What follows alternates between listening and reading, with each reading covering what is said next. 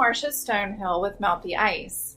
Today on Operation F.L.O.W, I have Amine El hachimi. Amine is a native of Morocco in northern Africa. He is here today to share about playing soccer professionally for both a youth league and a senior league while in Morocco. He played with FC Barcelona Academy Youth Division and with F.L.O.W, which is considered the most outstanding team in Africa. F.L.O.W then loaned Amine to the Union Athletic Rabat Division III senior team to get more experience. And here is where Amine will tell us his story. Thank you, Marsha, for having me today. It's a great opportunity for me to introduce myself and let everyone know who's Amine as a director of program in King George Nation Soccer Club. Amine, the person who born in Morocco, North Africa. I born in Rabat, the capital of Morocco. I grew up in soccer family. From everyone like in the neighborhood who just people talking one language, soccer. Right. Yeah. Everyone like, let's say Morocco, like we don't have a lot of population sport like America. Like everyone like have different options to choose to what sport he or she wants to play. Right. By Morocco, like we have different sports, but everyone go to soccer. Okay. Everyone want to play soccer. So I grew up in soccer environment. I start playing soccer around 4 years old. Wow. It's like a park strike in Morocco. There's a people like who do some leagues, soccer leagues for the kids under 6 and under 5 years old. So we start playing at that time like 4v4, 5v5, 6 versus 6. And I can say when I have 5 years old, 6 years old, 7 years old, I was playing soccer more than anything at the day. Like at this time we have different things that the kids play with, like Xbox, different things, but right. Phones. Yeah, but in Morocco, like I always say, like I wake up in the morning, take my breakfast, grab my ball, and go to the street, like play all day. Right. So my mom called me for lunch. Check lunch, get back again, play soccer with like 20 kids, like all of us in one neighborhood. Like we play there like all day. I mean, that's the time that when I start love soccer. Right. That the love of soccer moment for me. So after that, there is a lot of people come to my mom to push me in the professional youth league because in Morocco, like I introduced the system there. Like they have the first team, they don't pay. For free, not like United States, like everyone have to pay some fee like a different countries too, but every country have a different system. So the first team you don't have to pay if you are challenged, but as a second team, third team, fourth team, you have to pay. Okay. Yeah, my mom, she said if he make the first team, he can play. If he didn't make the first team, he will not play. So I go to try out there. I try out. I was lucky they chose me in the first team. Right. So yeah, I started practicing. My mom, she was always against playing soccer. Your mom was against it? Yeah, she was against playing soccer most of the time. Because I'm the only kid she has. Okay. She like care more about me. Okay. And I can say like we have a bad example in the neighborhood. There was a player, great player from my neighbor. He reached the pro team, senior team. When he got injury, nobody cared about him. Like so his future done in soccer. I mean, she was like worried about that not can happen to me too. You know what I'm saying? Getting injured. Yeah, getting injured and make the future like stuff on that. So, right. Yeah, she was very worried about that, and she always like I can say scared from that moment to come. Yeah, from this point I started FIS Rabat. We didn't mention that. It's like now it's a professional team, but when I played them, they was playing Division 4. Okay. And it was not a professional team. So I start there. I play much games. I think until 8 years old, 9 years old. I switched to FC Barcelona Academy. So FC Barcelona Academy, I get great experience there as a player. One of the best like moments I got there like for 5 years, 6 years at FC Barcelona Academy. Really professional environment. I played with famous players. Some of them now they are in Scotland. Some of them like the English Division 3 league players that I have played with them. I quit FC Barcelona team due to the big distance that we had because my ankle was taking me to the practices. It's very hard to reach the practice about 3 hours away from my home. Yeah, and I was going like I was missing the morning practices, and they go to the evening practices every day. Right. Yeah. At this period, I was paying. At the last years, Okay. my mom she was paying for me, like because a lot of people like my mom she was hard to told her I'm gonna play soccer. If I want to do that, I need to bring a lot of people to say please let him play, Right. do that, like because she always worry about that, and she wants me to finish the school by perfect grade. She wants me to focus about the school more than anything. Right. Yeah, so after that, I back from FC Barcelona team. A lot of people told me to go to F.L.W, the team that gave me a lot of thanks, the team that I support. Before I played them, I support them very much, like that's my favorite team, and it was my dream to play for them. So I did try out with F.L.W when I had like 14 years old.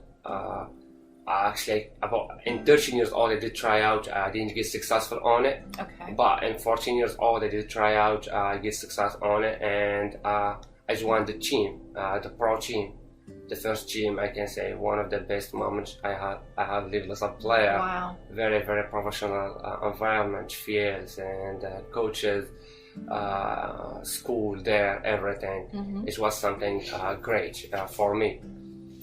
Yeah, I played with them. We played Champions League.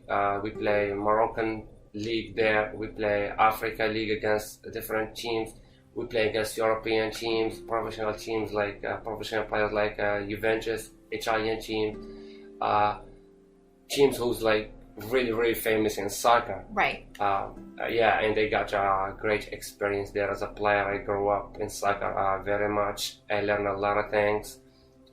First thing I learned then is respect, because F.L.W is representing the army of Morocco. So F.L.W is the example of respect and organization in Morocco. So the first thing I learned there is the respect, time, I mean everything on time, like food at time, school time. You gotta have a good grade to stay there. You gotta respect each other. You gotta be responsible. Like even if you are 14 years old, you need to be responsible.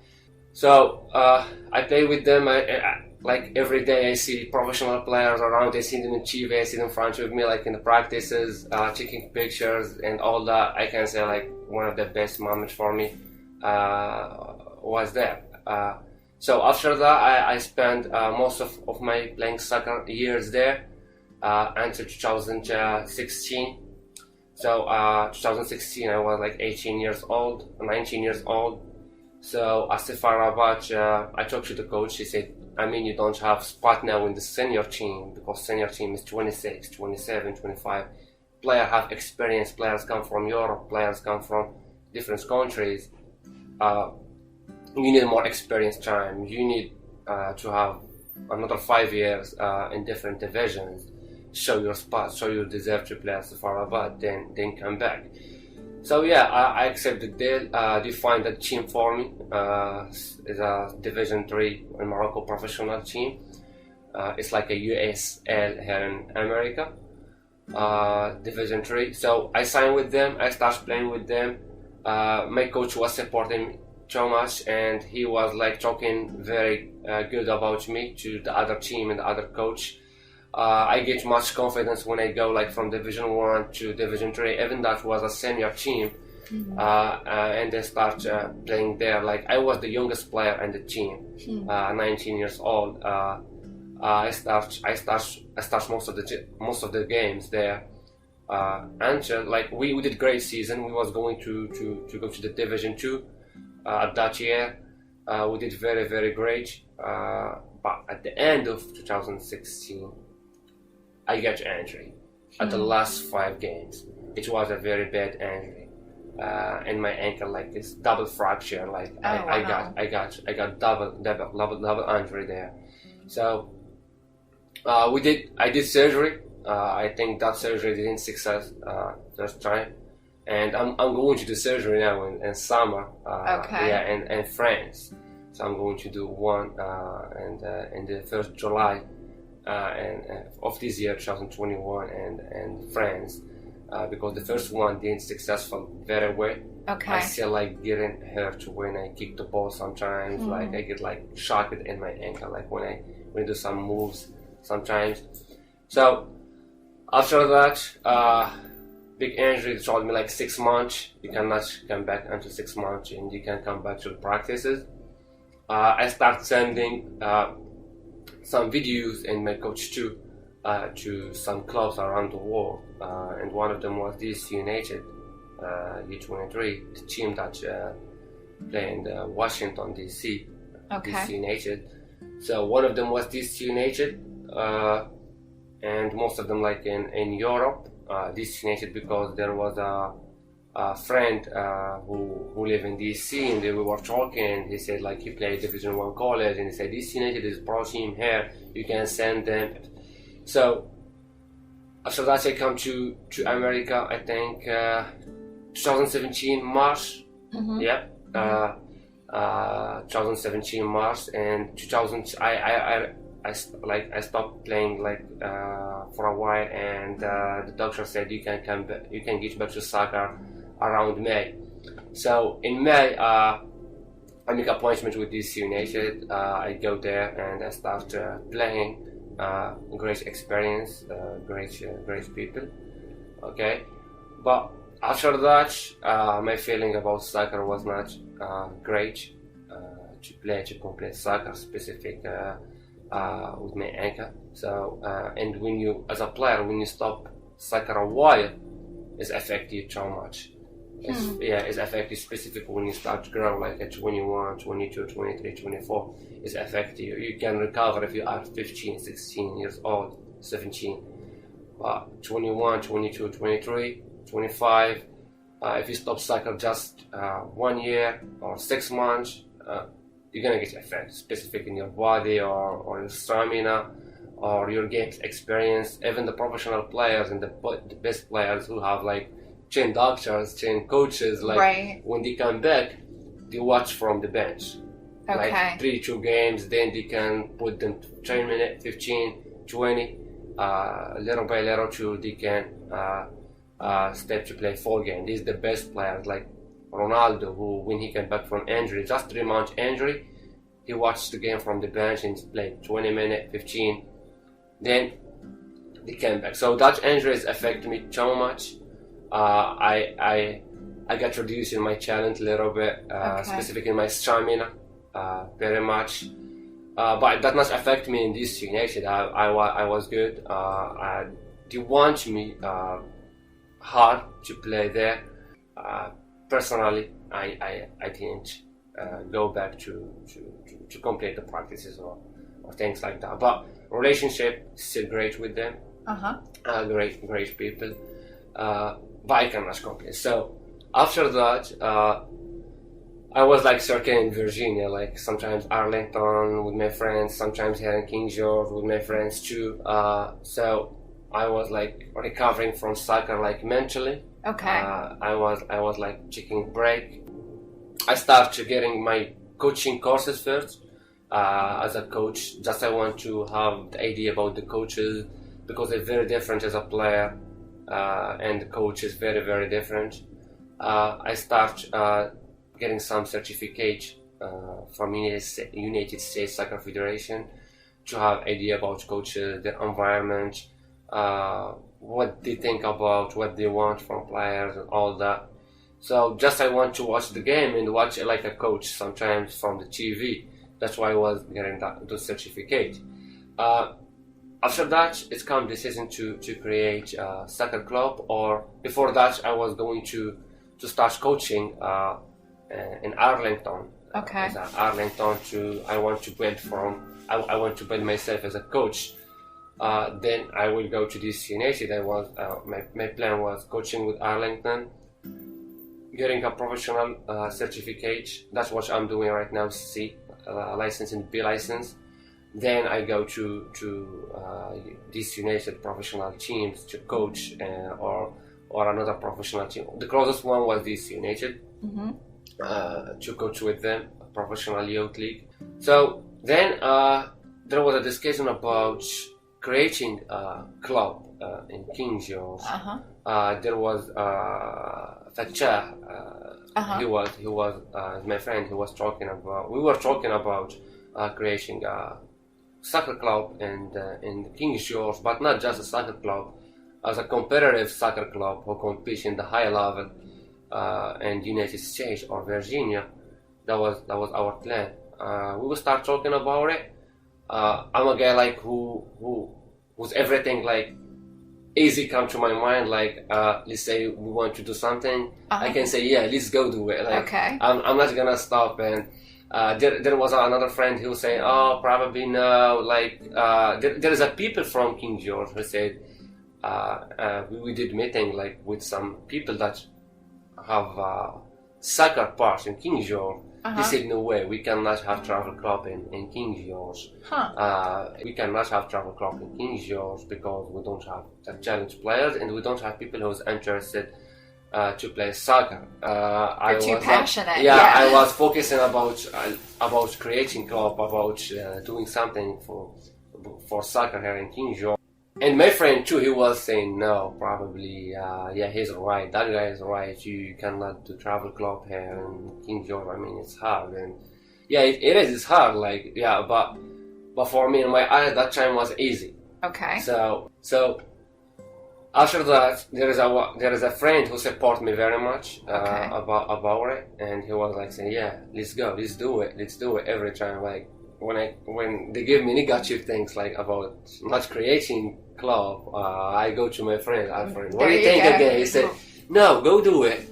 Come on, go do it. Yeah. So and we started. We announced the tryout. I think in June of 2019. I think there was 35 players come to the tryout. 35. And people thought this was not going to work. Yeah, 35 players come to the tryout. And we start with 2 teams in the tryout, I think, 2 or 3 teams. But in the fall of that year, 2019, we reached 70 players and 4 teams. Wow. Yeah, 4 teams, U19 girls, U19 boys, U16 boys, and U13 boys. So this grew very fast. Yeah, it's like 3 months. In 3 months, like right. It grew very, very fast.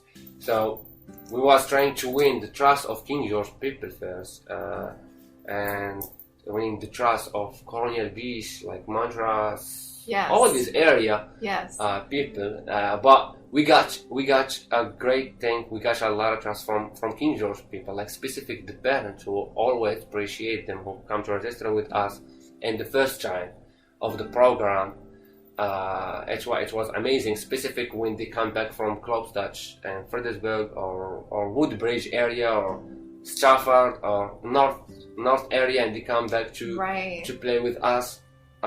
They don't know us, they don't know me, don't know Fatah, probably know Jimmy. He's one of the coaches with us. Probably know AG, one of the coaches too with us.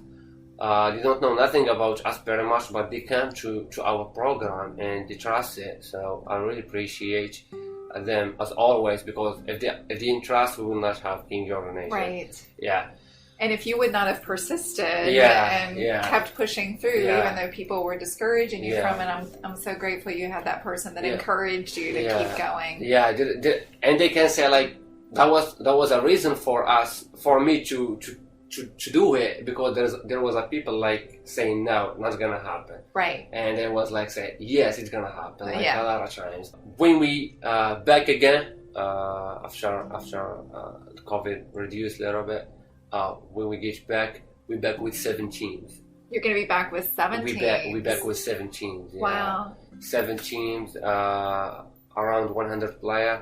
Wow. Yeah. And all from King George. And all from King George. I think there is 5 players not from King George. There is like about 7 from Marsha, Stonehill Beach in that area. What age ranges are you working with? From U9 to U19. Okay. So we offer the program for UH to U19. Wow. Yeah, now we are thinking about doing professional U23. Oh, wow. Yeah, we have the right to do it. Okay. But we need players to prove that they can play professional U23, ADP or CCA. Then we can do it because it's going to be hard divisions. Now, when people play professionally, do they get paid? Yes. Do they? Wow. Yeah. Okay. Yeah. I didn't talk about it. So I was paying when I have 14 years old.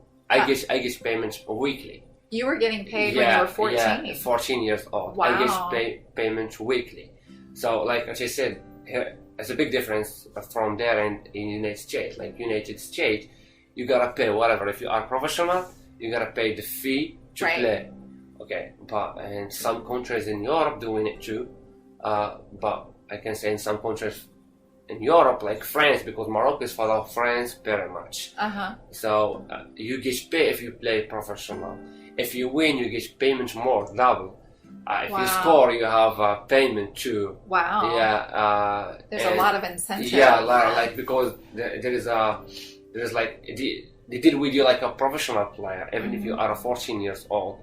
They give you that mentality of professional player. That's why I told you, like, there are some players, they care about soccer. I mean, some people, they care about soccer more than school because they get payments from soccer. Right. So, and specifically if they are poor, they go to play, to start doing soccer more than going to the school. And this is the bad part we have sometimes in Morocco, and not like in the States here. If you are a great player, you need to be great in school to play, and this amazing thing, very amazing thing, to encourage players to play. I mean, to be great in their school and their things, and playing soccer, do like what I love, and at the same time, I was great in my school, because if I was not, my mom, she was, if you're not doing good in school, you're not gonna go play soccer. Good for her. Yeah. You are not education is important. More. If you are not doing great in school, don't think you're gonna play soccer. Right? Okay. Yeah, that's it. But you disciplined yourself and you did it. So you're obviously encouraging students and children 8 to 19 to do well in school. Yeah, before to work, study hard and play hard. Yeah, study hard and play hard. I think youth players or people don't have much thing to do as an adult. Like they have their school, sport, play games like Xbox, things like that. Right. Yeah, but you gotta focus about 2 things: school and your sport, to be a successful person in the future. You have 2 things, I think, my opinion: school and sport. Yeah, that's make you great, like healthy mentally. So I've heard you say this earlier, and you're emphasizing it now too, about just kind of discouraging the video gaming or being on your cell phone all the time and focusing more on studies or you're on being athletic. Yeah. The sport. Yeah. I think this is a bad part. Right. Very, very bad part. Like I'm a fan of Xbox and all that. I play Xbox too. I use my phone too. But not much, not some kids doing. Right. Specific when I'm talking to my U16 teams, U19 teams, U13 players, there is some parents, players, they said, oh, my mom, she took Xbox from me. Right. I said, great. My dad, he took Xbox from me. He'd give it to me like 1 hour a day, or he give it to me in the weekend. Right. I say, that's great. Yeah, that's the good part. But when you play, when you come from school and you start playing it like until 11 p.m. and sleep, school, come back, Xbox. Right. That I think that's if you go outside to do, to like, let's say one day you are by yourself, you gotta work, you gotta make more family, or things like that. It's gonna be hard for you because 5 years, 6 years, you are just doing Xbox, like, and you are in the different life than real life. Right. That's what I'm thinking. In Dutch, lose a lot of time for you to learn a lot of different things, positive things you need to learn as a kid, better than losing your time playing video games that will not help you, like specifically in sport. People, there is some players they using Xbox more than training outside. They play soccer on Xbox more than they play in the real time. Right. And that was the opposite thing in Morocco. Like long time, I have computer. I have a 30-minute a day to play. Like it was a FIFA 99. It's an old game. We were playing it. It's like a 30-minute to play it. And my mom, she come. All right, school. All right. But she turned it off and all right, go to school or go play with your friend, like things like that. And it's good thing to play. I mean, to do some things you love. Okay, to take the pressure off from your life. School or even sports sometimes is a pressure too if you want to do it professional or something like that, but not too much. Right. Not too much. Yeah. Right. Not letting it consume you. Yes. Like controlling you sometimes. Exactly. Well, we really appreciate that you're bringing this sport and this opportunity to a rural community like this. Yeah. It's, thank you so much for stepping out and making this happen, even though there were people that weren't sure if it would or not. And it's really exciting to hear how much participation there is and what your future goals are, that you see it continuing to grow and even creating a professional team. I know you have a website, right? It's kgunited.com. And that's the best way for people to reach you. If they hear this podcast and they want to get their child enrolled anywhere from 8 years old to 19 years old, kgunited.com is the best way to get in touch with you. Is there anything else you wanted to share as we wrap up here, or? I think that's it, but I want to talk about one point. Please, yes. We have here in King George, that's a hard point we have here in King George County. So if we, now as a program, like I talk about my program, we have all the leagues, all the competitive leagues. I think nobody can have it now in King George, the league Dutch. I think I personally work about to bring here, like people know the CCL, they know the ADP. We have US National Youth League. It's a professional league, and we can play a professional like youth, as I was doing in Morocco, like professional youth league, following the federation of that country, and we have that in King George and Asia. We are allowed to play a professional youth league if we have the player who can play professional. How young? From U14, U13 and up. So the professional starts from U13. So you have the ability from 13 and up to play professional. To play professionally. Professional. And you brought that to King George. King George. Beautiful. And I think we are the first travel club, and I think we are the first club in King George, like we're gonna have professional offer. It's offered us from ADP and ADP managed United States youth soccer leagues, and they just create professional youth. The United States just creates professional youth this year. Right. So, and we bring it, we add it to our program, we register on it, but we are waiting for the right moment to have the best player to play on it. Beautiful. This is the first thing. Second thing, I think, like what you said, we have everything as a program. Right.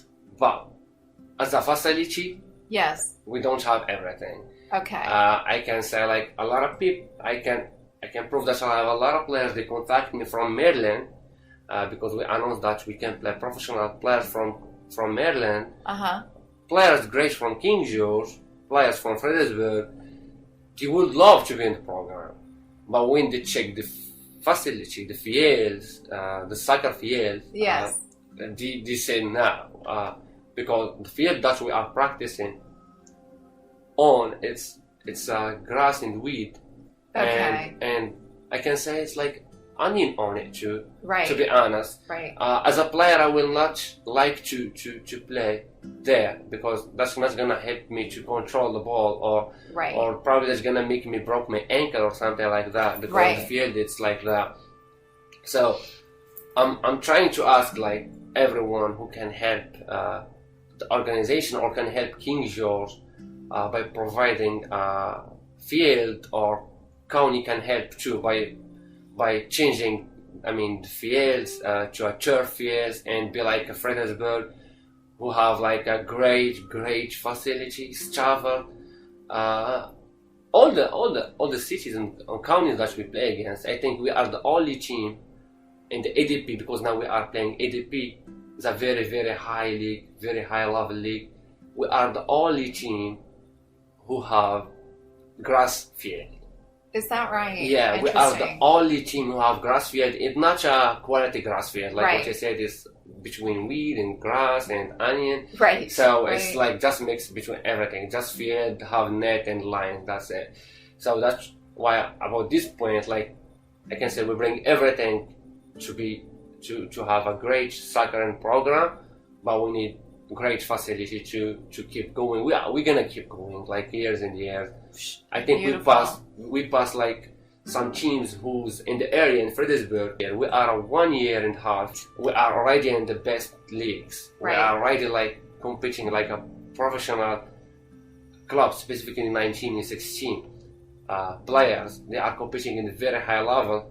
And there is some clubs that they have been there 20 years and they still like competing and competitive, but not like us. Yes. So we have the professional mentality, we have everything, we need just help. Okay. Yeah. So I'm hearing that. I'm hearing that the next growth opportunity is to have a more proper facility, more and the grounds to really be able to take this to the level that you're capable of taking it to. Yeah. And we have the people. And I heard you speak very confidently that this will be going on for years. Yeah, for years. And of course. So look out, here it comes, right? Yeah, of course. Yes, absolutely. Yeah. Keep on keeping on and keep believing in what you're doing and keep putting the message out there, and certainly what you need will come. Yeah. So thank you so much again, Amine, for participating on Operation Flow, our podcast series. And I know that our listeners will be encouraged by what you've shared today.